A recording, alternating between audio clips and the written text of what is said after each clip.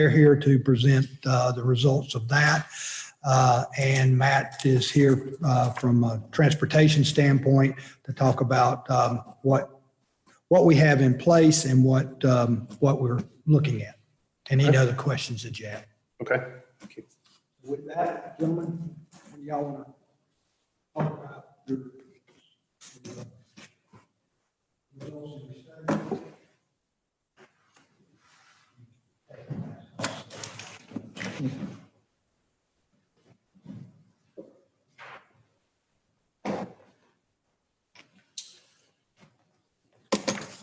Just for those who aren't familiar, we have radar signs that we've purchased. Can you tell us your name? Sorry, Carol.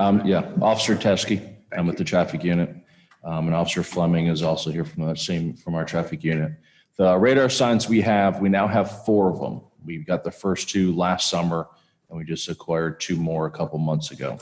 The signs that we put up, we can either have them in display mode or stealth mode, so we can either have your speed that gets displayed or have it hidden. And we can also determine whether or not it flashes, if it's steady, or how fast, so it kind of gives some warning. So we put up a sign at just north of the intersection of on Hamilton, just north of Ferris. We put it up on June 24th and took it down on July 2nd. So it was over 9 calendar days, but the time we put it up and the time we took it down correspondence was essentially 8 full 24-hour periods is what we recorded.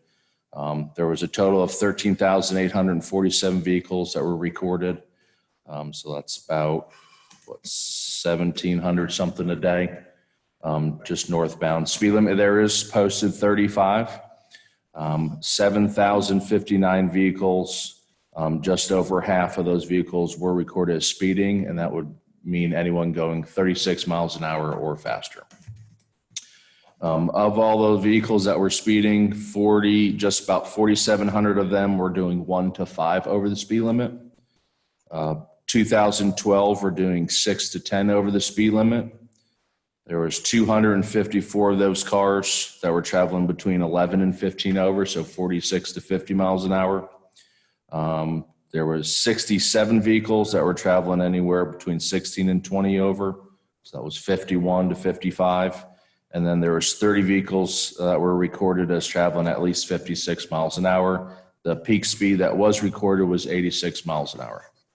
Gosh. The average speed of all nearly 14,000 cars was 31 miles an hour. It's pretty typical that your average is about 2 to 4 miles an hour below the posted speed limit. And then the 85th percentile, so of all the vehicles, the 85% of the cars were traveling this speed or lower, and that percentile speed was 41. So 6 over, and Mr. Carpenter can kind of explain you the meaning behind that. That's more of a kind of a DOT traffic engineering number that they look for when they're determining different factors for the roadway. In short, even though because the numbers are pretty big and you're nearly 1,900 cars a day, 97.5% of all vehicles were doing 45 or lower. That's actually pretty low. Most time it's about 98.5 to 99 point something percent doing 10 over or less. And of the 351 cars that were doing at least 46, that basically equates to about 44 violations a day. How about wrecks? Have there been, how many wrecks have there been? We have actually pulled up data for, there may have been miscommunication for Ferris from Hamilton to Blaine.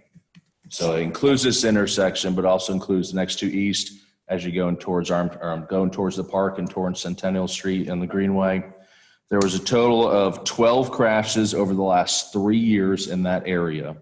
On East Ferris? On East Ferris? East Ferris, the 3 intersections were East Ferris and Hamilton. They had, I believe it was 8 of those were there. There was also East Ferris at Blaine, and then East Ferris at Madison, which is the T intersection in between Blaine and Hamilton. Of all those crashes, 2 were just vehicles actually that lost control and just ran off the road, made a wide turn or took the turn too fast. Both of those were at Blaine. or excuse me, one was at Blaine, the other one was at Hamilton and Ferris. One of the crashes of those 12 was actually someone who's parked in their own driveway. Someone else in that household pulled in behind them, and then they backed in the car. So that one wasn't even really an I've done intersection, that. Oh, God, twice. but it comes up when they do the geographical search. So take out those 3 of those 9, they all involved either 2 cars that just flat out ran a stop sign, and the other 7 were cars that stopped at the stop sign and then pulled out in front of traffic. So there's only 2 that were actually speed related, and those are both in 2017. Hey, Kyle, I've got more crash data up and down Hamilton, so I can add to that. So your speed was at Louise, basically? That's where you were set up at Louise? No, it was just north of Ferris. It was actually the telephone pole right after Ferris. It was after Ferris towards Yeah, Mexico. that way it started clocking vehicles when after that fork right there at Parkway. Right. It comes over the hill crest and you're basically bearing around to the left. As soon as you crest that hill, the radar sign was picking up. I think it was like 600 something feet. Yeah. So it was picking up cars for probably anywhere from 8 to 10 seconds and clocking them the entire time. Yeah. Yeah. Do you have any pictures or diagrams that we can see exactly what you're talking about? Don't. Okay, I'll just Google map it. It's where Hamilton crosses First Presbyterian. Hamilton turns Yeah, sharp yeah. and down and back Yeah, in. That's where they were. Yeah, and then you'll But have that Ferris first is- intersection well, with Ferris Ferris. is much north of that. So, I mean, so you're It's talking the about, next street. it's starting from that intersection up north, past Harris to how far? Past Ferris to how far north? are That the sign issues? was less than 100 feet after the Oh, intersection. okay, all right. Yeah, it was literally the next utility pole. So you were reading south on Hamilton. Yeah, so it's facing south, so all traffic, it only records traffic going towards the sign. towards you. In this case, Okay. it's a one-way road, so there wasn't any traffic that wasn't recorded.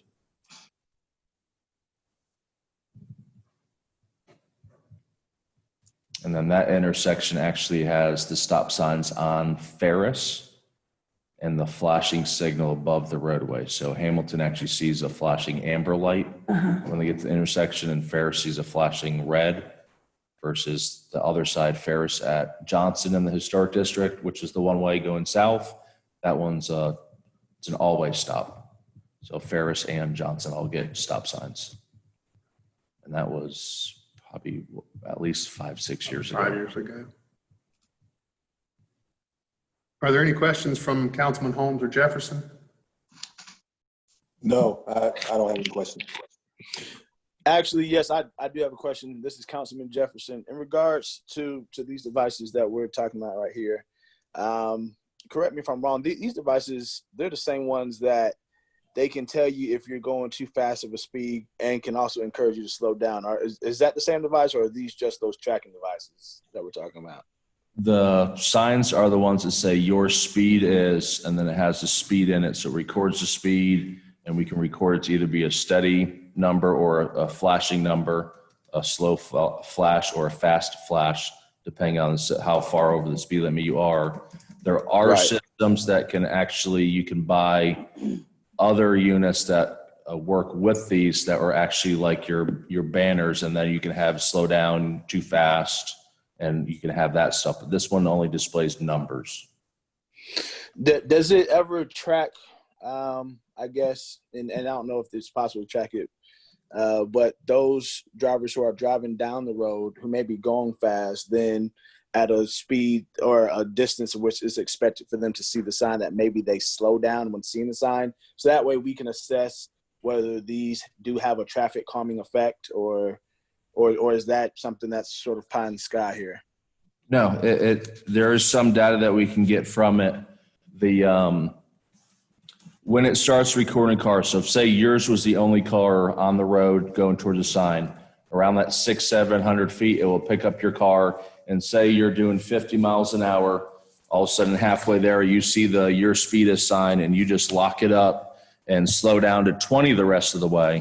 It will actually let you know that the peak speed recorded was 50, but it'll also give us the average speed of your car over that entire duration of time that was being recorded. So the numbers that we gave are your peak speed numbers. For the actual averages, and a little bit of a difference. Let me find it. Like I said, the 85th percentile is 41 miles an hour. The average speed ended up being 31. So there's where you're going to get some of your change in there as well, is the lower speed. It's here we go.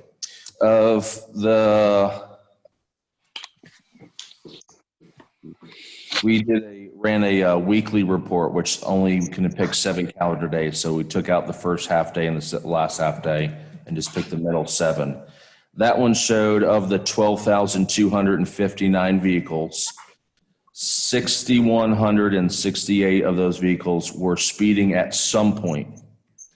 3,000 of them average speeding. So right there, you can show that over 50% of those cars actually slow down to the point that their speed over that entire 700 feet that was being recorded actually fell below the speed limit. So it wasn't even recorded as an average speeding for that area. Okay. So you will see some decrease. And then we had 304 cars during that 7 days that reached a peak speed of at least 45, but average, there was only 118 of them. So again, then you're looking at about 65% of those cars. And we attribute that to their, like you just asked, seeing how fast they're going and actually consciously hitting the brake and slowing down to lower their average speed that was recorded. So we kind of see that effect with the average numbers would be the same as if one of us was out there in a marked unit and they saw us parked running radar. Right. Thank you. So to follow up that, correct me if I'm wrong, there was a device like this one placed on Dayton Street, or maybe Dayton Ave. I'm probably getting it wrong. In Ward 1, and I recall it because some of the residents who live right there were so appreciative of it because they felt that it had a significant traffic calming effect. As folks were driving down the road, there's actually a home daycare that's there, and she felt like the device was slowing things down and making it safer for her children or her students. How long are these devices allowed to stay out on the streets? Are we just using them purely to get an awareness and testing? Might we consider putting some of these devices permanently in places that are historically high traffic, high speed traffic areas? Most of these we've only put out for anywhere from 7 or 8 days to record data to, I think the longest was when City Council had a request for rotary. That one was, I believe, 13 or 14 days. The batteries, according to the program or the manual, is they're supposed to last 5 to 7 days each. There's 2 batteries inside. So on average, it gives you the 10 to 14 day range. We didn't have the batteries fail with rotary, which was the longest. But essentially, when we put these signs up, we'd have to recharge the batteries. There's 2 batteries that take about 6 to 8 hours each to charge.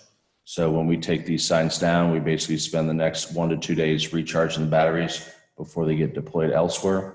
So there's the manpower that would have to be to keep those charged and to maintain those. But the short answer is we use these whenever we have traffic complaints. So when this study was being done on Hamilton, we actually had 2 on Dayton, one to catch eastbound and westbound since that's a 2-lane road.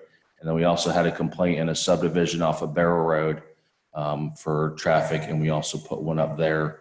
But we normally only put these up for about 7 to 10 days just to collect the data. And then from that data, then we can focus our efforts on enforcement, either our unit or forwarding on a patrol units, or to sometimes when the data comes in, I forward it to Matt Carpenter or Mark McDonald just to let them know, hey, this is the data that we've gotten. It may be something you want to be aware of. And then they can look at it on their end when they're considering speed bumps, speed humps, stop signs, lowering a speed limit, that sort of thing.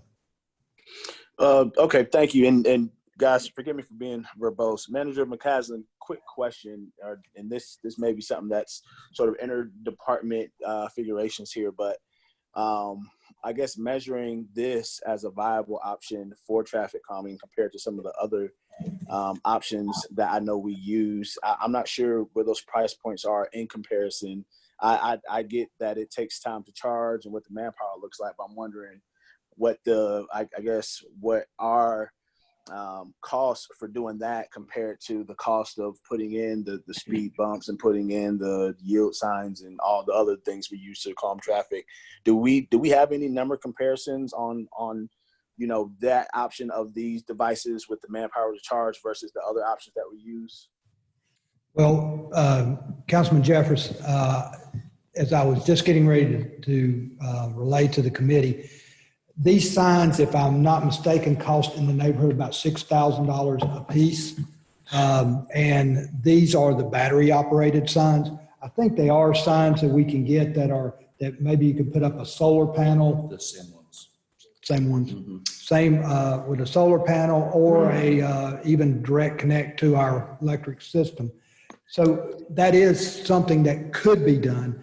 But generally, you need, in most of these roadways, and I'll let Matt jump in here, you need more than one location. And that's why the speed humps and the other types of traffic calming that we use on a more permanent basis would probably be more effective over the long term. But Matt's getting ready to speak, and I'll let him address that. Okay, thank you.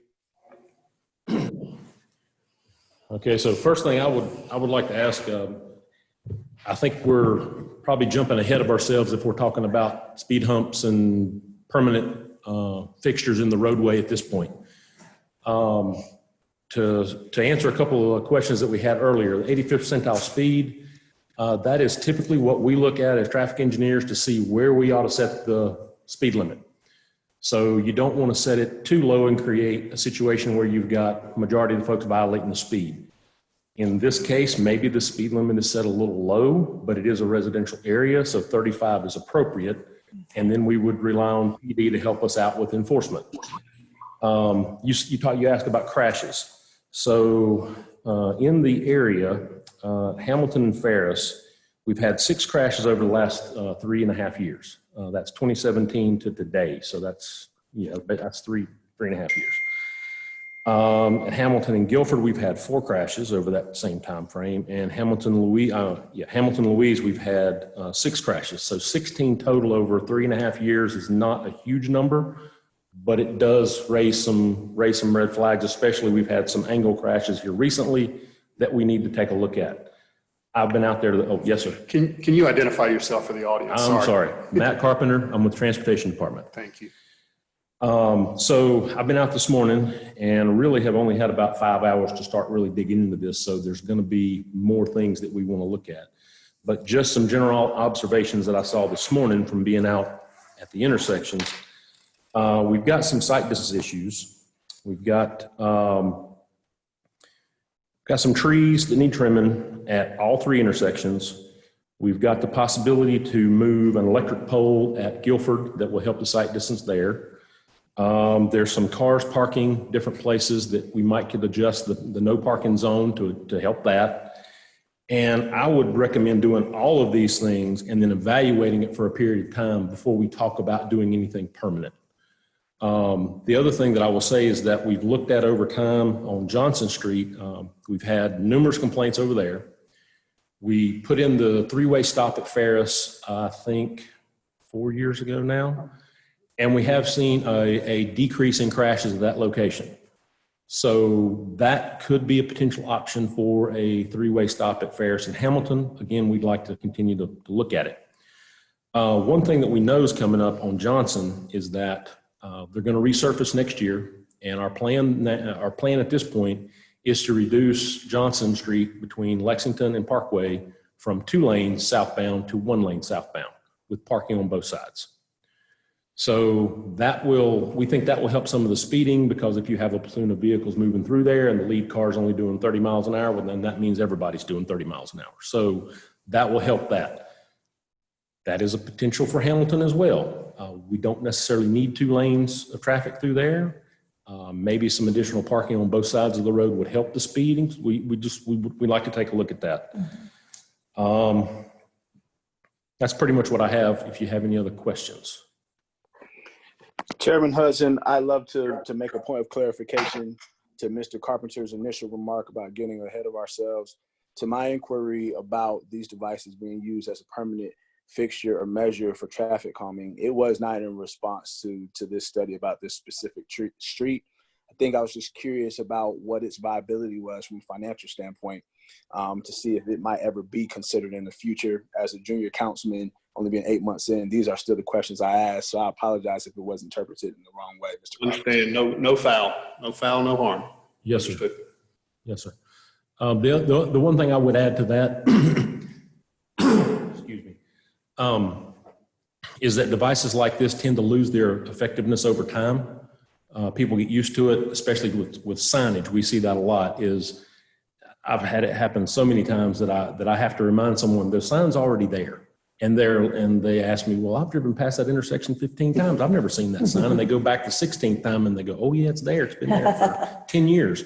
So yes, there's some short-term impact that is positive, but then the long-term you see that effectiveness drop off. So We saw that at Rotary an awful lot. Yeah. Put a sign up and then things slowed down for a day and you took Right. them off and it was the next day right back up. I will comment, coming down Hamilton, the parking, the on-street parking on Hamilton is obtrusive at best. It's in the way, especially where the two roads come. You have a merge plus on street parking right there. If there's a way to let the merge happen separate from merging into another lane, if you make Hamilton one lane right there, that becomes two lane again. That's a problem intersection, but the on-street parking right there at Louise. I'm not sure exactly where the no parking zone is in there. I know there is one as you go around that curve. It's the right-hand side, and there's parking on the left. There's always cars on that left-hand side. Most of those houses don't have a lot of, parking. So describe for me what you're talking about one more time. I'm a little fuzzy. So as you go around the curve, as you're going northbound, you've got two lanes that go around that S You have curve. two lanes that go around and one lane that merges in. Yes, that's coming in from the left. Yes. Correct. That merge lane goes into another lane as you're making an S turn. So Yes. you have a merge right in an S. Yeah. That picks up on-street parking as soon as those two merge together. So, Yes, I mean, it's a tough little. I will agree that is not the greatest design ever. Yeah. That is what we had to work with in the right of way that we had available. So, yeah. Any other comments, questions? So what you would like to do is investigate the three options that you had mentioned. Well, Trimming some trees, we need to get investigating. out there and talk to these neighbors and get some trees trimmed. Okay. And then we need to probably adjust some no parking zones, like you said, maybe at the north and maybe at the south end down there, past Louise, and definitely at Ferris and possibly at Guilford. And then beyond that, I'd like to see if those changes have a positive effect. Yeah, I think that's Do good. you need action from us to do that, or is that's just in-house? That's typical. That's what we do. So, yeah. All right. Any questions, Councilman Holmes and Jefferson? No, just one. The deployment of these sensors, can they be requested, or is it something that's an internal study done by traffic volume or accidents, or is it possible for a citizen or neighborhood to request these if they feel like they would like to have one in the area? We do it both ways. But generally we've deployed the signs based on complaints. The one on South Road that we just did a couple weeks ago, that was a single citizen that called in to complain. We didn't have our signs deployed anywhere. So I put them up there for their 8-day study. So it comes in through a citizen complaint. Some of these intersections where we've put up the signs have been historically areas where we've had a problem with speeding. I know Aberdeen Road was one that was not complaint based, but we knew of that area. So we had put a sign up there when we initially got it. So sometimes it's based on the data that we're seeing or crashes. Dayton, actually, we put those signs up after there was the fatality the month before. So we put those signs up, and even though that traffic fatality was due to a stop sign violation, not speed related, because there was a crash in that area and there had been some history of speeding there, we deploy those signs, and that was without a citizen complaint. But yes, citizens can call in and complain. Generally, they'll speak to Lieutenant Abernathy, who's our supervisor of the traffic unit, and then he'll relay to us where to put the signs. If there's multiple complaint areas, we'll just deploy them based on priority for those signs. Does that answer your question? The long-term collection of the data and the study, what is the logical move after that? Say, for instance, you find from a deployed unit that you have a significant traffic, traffic situations. Is that then how you would go about assigning, speed bumps or things like that to an area to have a long-term solution? Because I imagine that these signs aren't viewed as a long-term solution to traffic issues. For the police department, we use this data to determine our enforcement efforts. So we also get time frames too. Generally, most of these have come out your rush hours, your morning, afternoon rush hour, and then your lunch hours. But sometimes we've gotten the complaints or we've gotten the data in a specific period of time. So we can actually focus our enforcement during those times.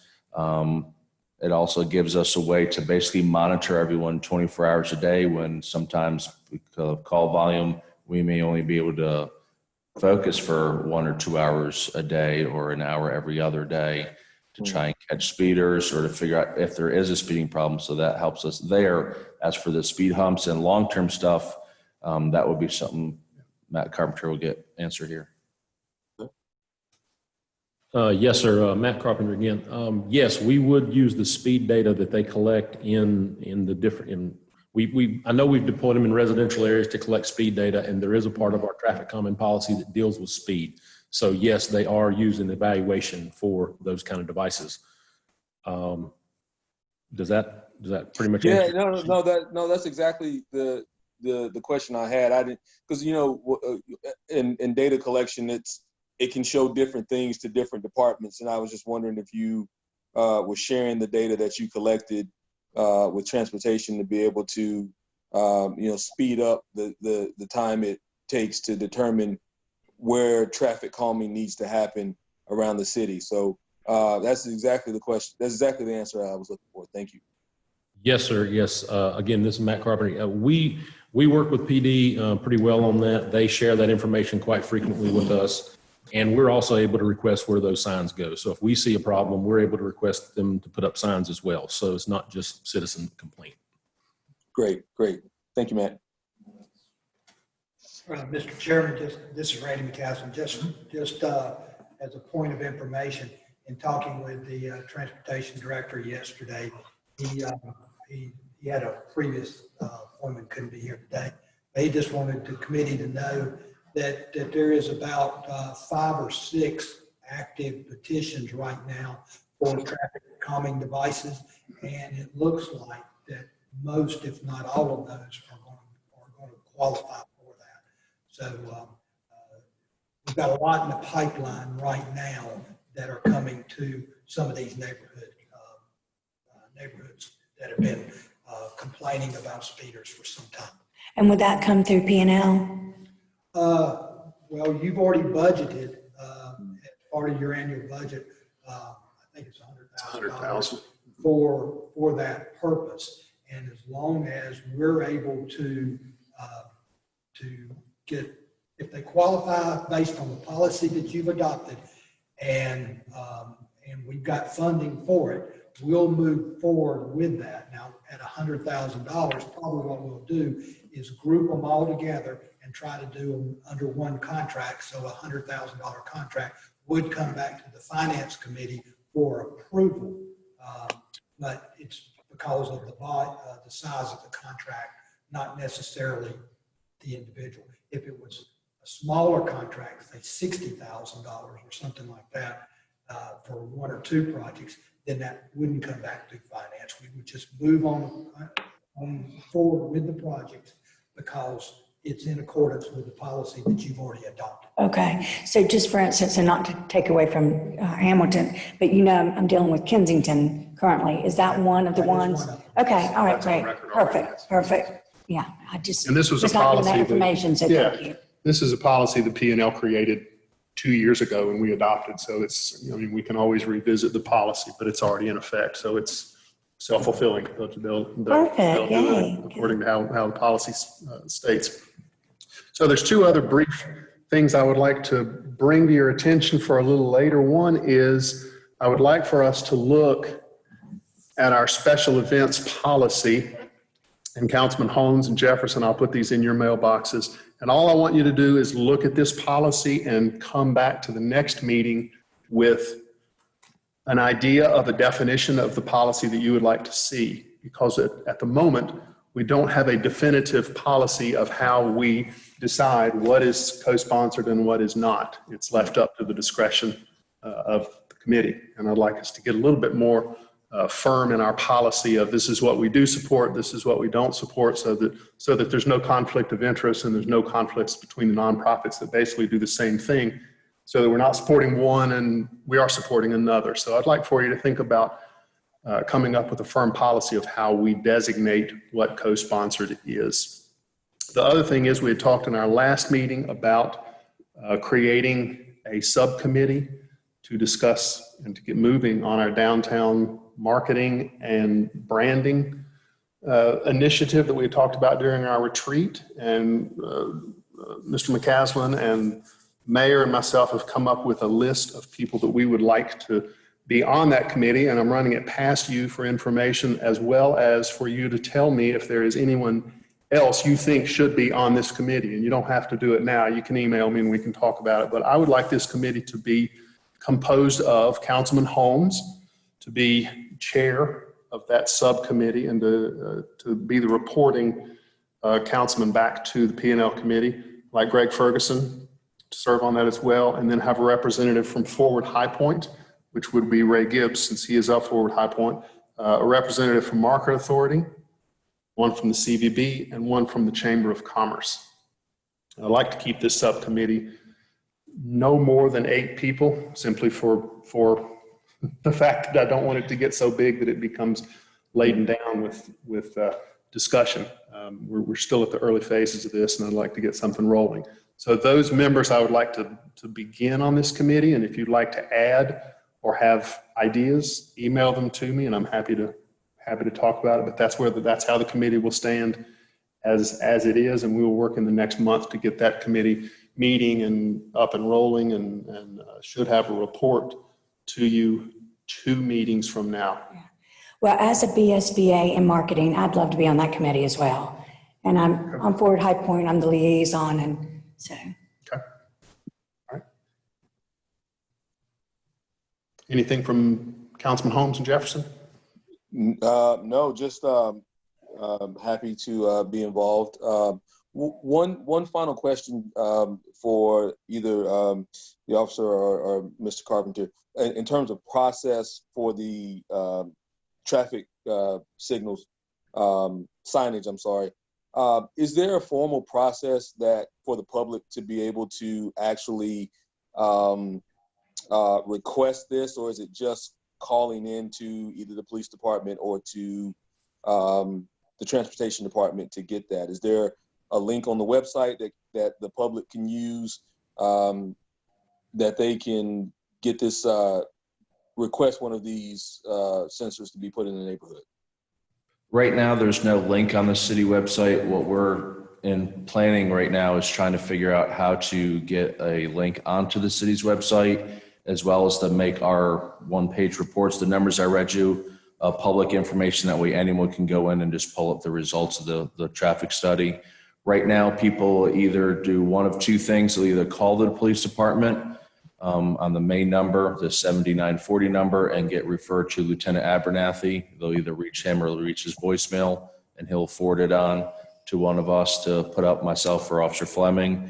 Or if they call the non-emergency number, they will get, or officer will answer, or get assigned the call, or if traffic's unit is, or traffic is working, one of us will get the call. If we're not working, the officers will put it on our internal blog of the traffic complaint, which we look at and Lieutenant Abernathy reads every day. So one way or the other, we will get the complaint to us, but there is no standard form or any practice that they have to do. They can just contact the officer and complain either to the police department directly or via the non-emergency number for a patrol officer. Thank you very much. Yes, sir. Chairman Hudson, to the point Sure. of the marketing committee, I appreciate the efforts that you guys have taken on that, and I certainly feel that my counterparts and Councilman Holmes and Councilwoman Peters will do a phenomenal job serving as the conduits between our governing body and that group as it looks to figure out what this looks like. I am excited for the fruition of its work. I do want to ask a few questions. I heard mention that Assistant Manager Ferguson, it sounds like he'll be the only City of High Point staff member on that group. And as I understand, providing the oversight for our communications public engagement department, that would be the natural fit. But I would also encourage us that in that department, whether it's Director Hollis or our marketing manager, Ryan Ferguson, those are both individuals and professionals from my time seeing who do a phenomenal job of already looking at everything that the city does to market. So it may just make us a little more efficient and a little more time savvy to have at least one of those involved in that effort. So that way, all of the discussions and stuff, it sort of saves time as opposed to always having to go back to say, here's what we talked about, and then asking them to work on stuff. I'm sure there's all types of ways to work that out. So Chairman Hutz, that's something I think is worth considering. The other thing I think is worth considering is that we mentioned a number of entities and institutions who would partner with us on this effort. I think within that effort, an institution that should be just as big as any other is High Point University. I did not mention, and I did not hear any representation from them. I think that Dr. Cuban and his team have done a phenomenal job in marketing our city to students and families and other folks from throughout not just the country, but the world, and telling our city story. And I think that they should be as much a part of that as anyone else. Councilman Jefferson, this is Randy McCaslin. I have already talked to Jerron about being an advisor to this committee, and he has gladly agreed to do that. Thank you for the clarification. Perfect. Whoa, God. Anything further, Councilman Holmes or Councilman Jefferson? No, that's it for me. Thank you. Anything That's else it. on the floor? If not, we're adjourned. Thank you all. Thanks.